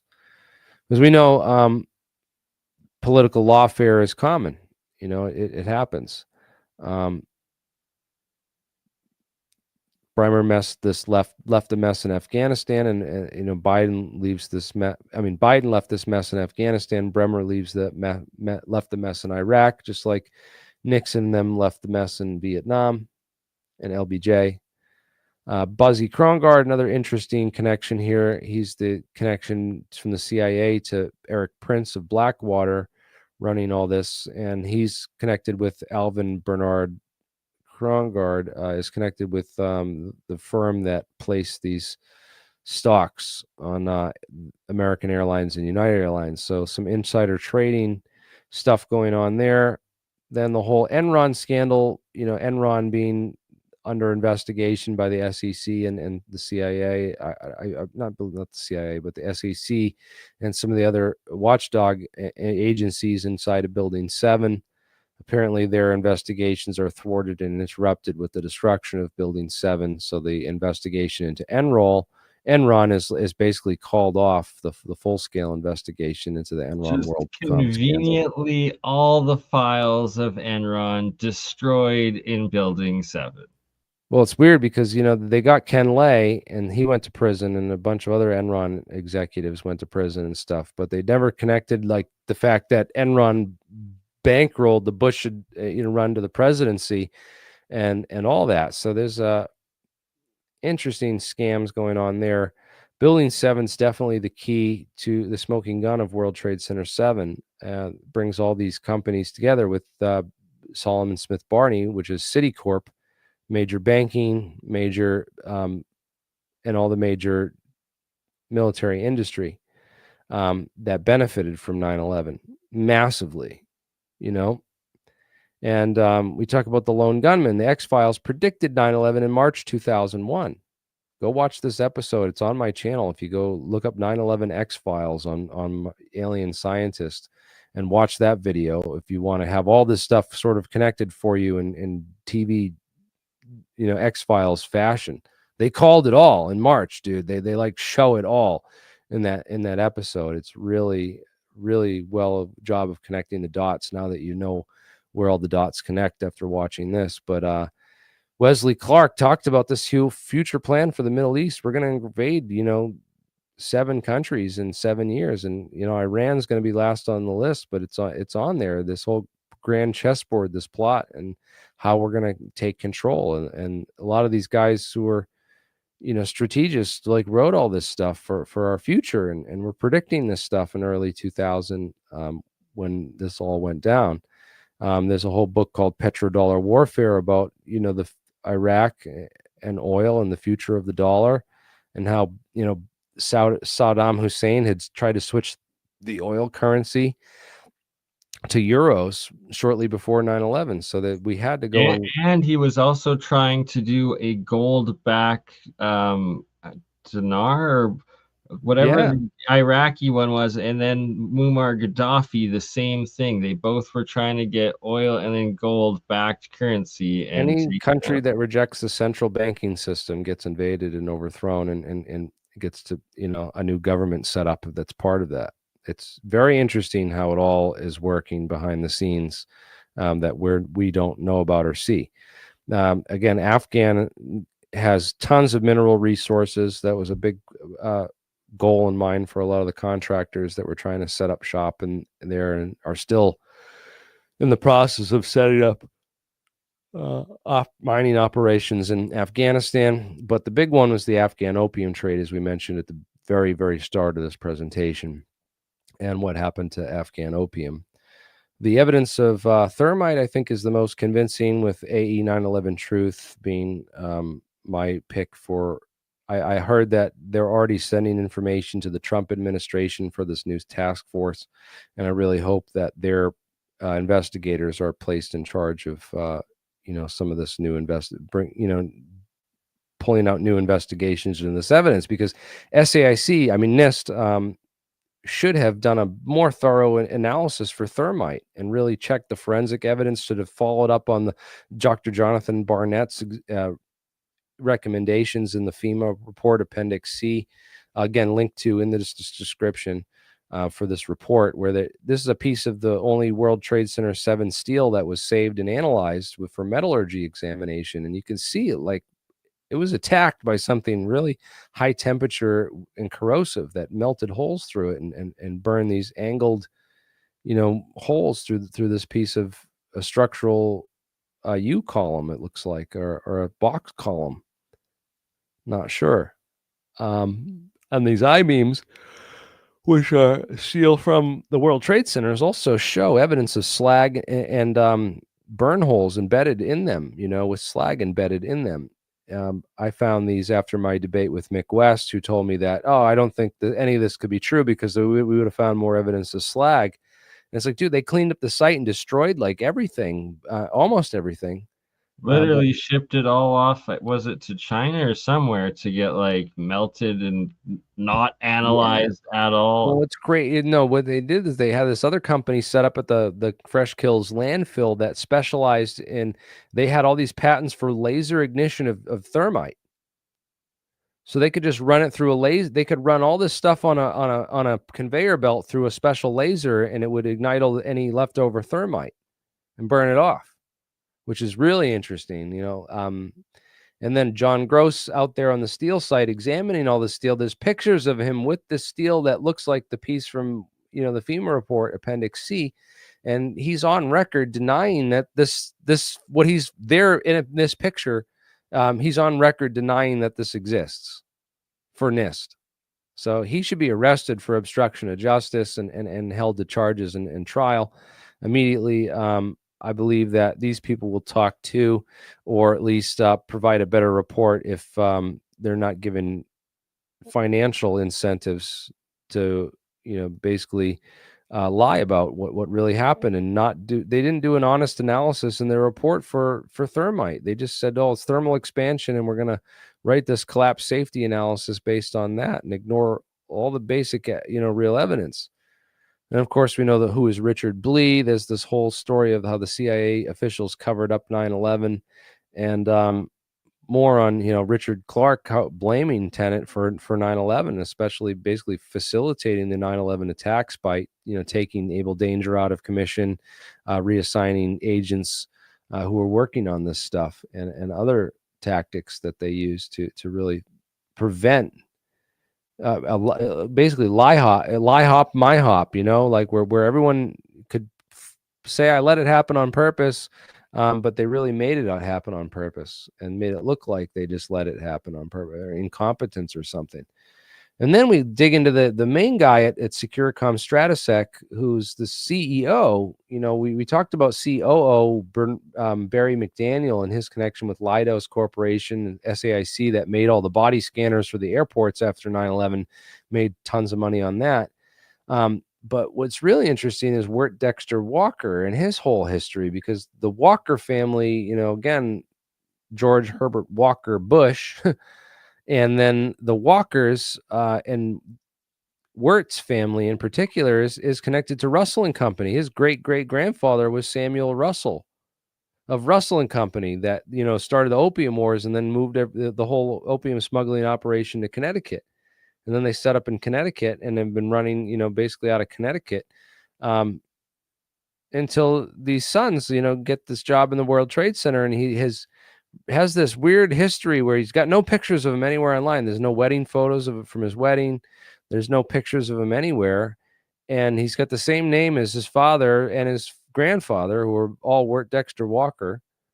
And there's no pictures of him anywhere. And he was the CEO of the company that ran security at the World Trade Centers and on 9/11 and all these other How is places. that even allowed that there's no pictures of this guy that runs security of We've never been able. It took me years to get a picture of Barry McDaniel, and then I've never been able to track this guy down. But you look up his whole resume and his work history, and he worked for Glor Forgan, which was a CIA front company that closed down and went tail up. And so all the companies he worked for look like CIA front companies, which is just like bizarre beyond belief how this guy absolutely needs to get subpoenaed and investigated if there's ever a new investigation of 9/11. He's mentioned in Kevin Ryan's book, Another 19, which is, again, this should be the key. This book needs to be bought for everyone on Luna's task force, and I want to buy this book and send it to Luna for her task force guide to who to investigate for 9/11. The Secret Service, as we mentioned, there's some really interesting things going on with the Secret Service and JFK, and with Albert Bolden, Abraham Bolden, and also the whole Secret Service stand down, which I didn't even talk about. But someone left George Bush in a well-publicized photo op in an elementary school classroom for hours during the attacks. They came in and warned, Mr. President, the plane's this many miles out. And they said they kept coming in and updating him. Oh, he didn't want to scare the children. That's why I didn't want to tell them what was going on. He didn't want to take control as the commander-in-chief while America was under attack. Right. Because Cheney's got it under control. Told him, he's like, stay out of this. I got it under control. We planned for this for years during the continuity of government disaster planning think tank. So I know exactly what I'm doing when it comes to this. I need you out of place and in a well-publicized photo op where the Secret Service, he should have acted immediately and moved out of there as soon as he knew they were under attack. A plane hit the World Trade. Just like Rumsfeld shouldn't have been on the Pentagon lawn. Both of those are absolute. Let me show you how to get out of that situation without alarming the children. Children, something's come up that the president has to take care of, and I have to go now. Please, I hope you'll all understand later. I have to go. Boom. That's it. The children aren't alarmed. They're not, you know how many children are alarmed, got alarmed that day, didn't like have the luxury that, I watched it happen with all my college classroom, mates, but I'm sure there's a lot of people that watched it on live TV in in the classroom. Here they are bringing out the TV monitor. Remember those where they used to have that stand with the TV that they Oh bring in the yeah. classroom? That was like going to be a good day in school if you saw the teacher bringing that in the room. You didn't have to do like hardly any work. VHS movie coming up. Yes, exactly. So yeah, Carl Truscott was head of the Secret Service. He should be arrested and questioned immediately on why he didn't grab Bush and physically remove him from that photo, and just get him the hell out of there immediately. The country was under attack. How do you know that he wasn't a target?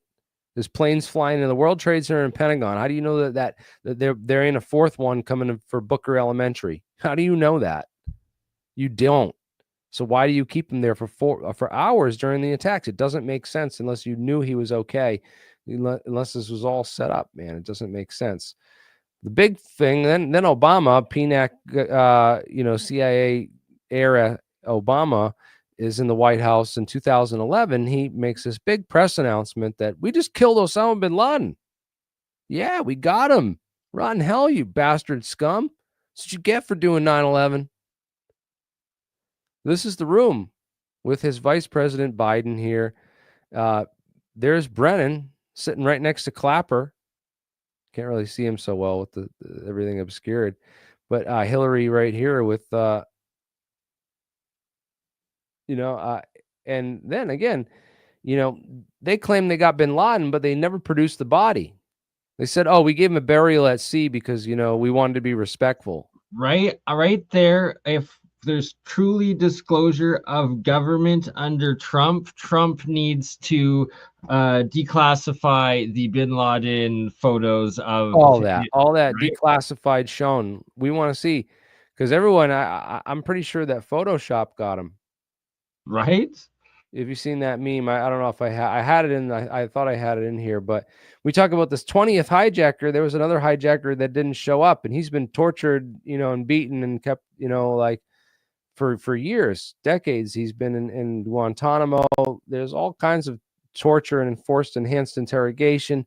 We found out recently that one of the people involved in all this crazy CIA torture at Guantanamo Bay of the 9/11 suspects was James Clapper's good friend here, Luis Elizondo. Apparently, he scared some of these prisoners so badly with his ability to use. He said it was electronically attacked him. Every time he fell asleep, he'd get electronically attacked with this weapon and woken up. And then Lou Elizondo told him that he was attacking him with remote viewing in his mind. But I don't believe that. I don't believe any of that shit. I don't believe anything out of Lou Elizondo's lying, counterintelligence, torturing mouth. So, again, 9/11 trial defendants, there's other ones that are still on trial for, planning and facilitating 9/11. And they're still on trial. They never go to trial. They're being tortured until the point where they can't even testify. They're unfit to stand trial because they've been tortured for so long. But these are the guys that we're told did 9/11, but they've never actually been given a trial to determine if they can actually be found guilty of doing 9/11. Imagine that. We know Dick Cheney signing the waterboarding kit for Sacha Baron Cohen under this joke. That was pretty funny. There's Dick Cheney with his good buddy Bandar bin Sultan, the guy who funded 9/11 for the deep state. Here's a rare picture of some New York City firefighters with those weapons of mass destruction that we found under the World Trade Center on 9/11. Wow, the missing gold. The missing gold. And this right here, my friend, is a picture of a 3-wheel truck, the 3-axle truck. There's 2 axles on the back. See the 2 back wheels and the front wheel? You can blow this up on the other slide. You can't see it so well on the screen here, but this is taken down the street from the World Trade Center. You can see all the dust on the ground and all the papers after the World Trade Center's exploded. And this truck was photographed driving through all that, you know, away from the World Trade Center site on 9/11. Go figure. That's a truck for hauling gold, man. You don't need two axles in the rear unless you're hauling really heavy shit, right? So there's definitely some more stuff going on with the World Trade Center than we've been told. Again, people talk about the 5 dancing and Rallies with the urban moving systems and the gelatin art group that did, you know, some weird stuff inside the World Trade Center up until 9/11. But none of them could have gotten explosives in the buildings without the help of those security companies that we went over and mentioned before, Kroll and Securicom Stratasec. So again, there's a lot of, we got to be careful about disinformation and false rabbit holes. A lot of CIA people chiming in on the mix, dropping no plane theories and other theories that have been debunked and look like complete distractions, you know. I'm pretty sure that these burn damage to these cars in the lower basement levels of 9/11 were caused by pyroclastic flow and not by a directed energy weapon or a laser, you know, a space maser or laser or any sort of other advanced directed energy technology. You know, as you know, how do you blast through the roof of this garage? This is obviously not what caused. If you know, people have that laser theory or directed energy theory, that gets debunked pretty quickly with hard evidence, and there's more on that. There's people even that have gotten too close that look like they've gotten set up for crimes, you know, like Philip. You know, some people think that Philip went crazy, killed his kids, and then killed himself, but other people think that this was all set up by, you know, by people trying to silence, you know, people talking about 9/11. So it's a dangerous thing to even talk about these conspiracies and to publish books on them or publish 2-hour presentations here, which we're at the summary of, and I have to wrap up because we just went over the 2-hour mark. But we're at the end here, and we're going to get into all the other stuff on episode 3, which I'll see you guys for tomorrow, hopefully. So thank you all, and we're going to wrap it up right here. Thank you all for watching. I hope you learned a lot about 9/11 tonight. Yeah, none of this stuff is theory. This is all facts. And if you need sources for anything, down in the description below, there's a whole link to this whole presentation. There's in the comments of every slide is tons of, you can do a deep dive on every single slide in this presentation and spend hours on. Trust me, I have spent the last 20 years on doing this and digging into this. So I love you all. Thank you for watching. We are going to kick them in the butt and expose the deep state. And you guys are a huge part of that. Tomorrow will be the final part, which we'll get into Epstein files and connecting the 9/11 and JFK stuff to the UFO file and really doing a deep dive into the UFO file and how it all connects to all these people and all these organizations, and really give you a thorough overview on what is going on with your government. Thank you all for watching. Luna's Task Force. Please send this to Luna's Task Force. Mail them this video. Forward this video to them. They need to investigate this information for sure. Thank you all for watching. Have a great night.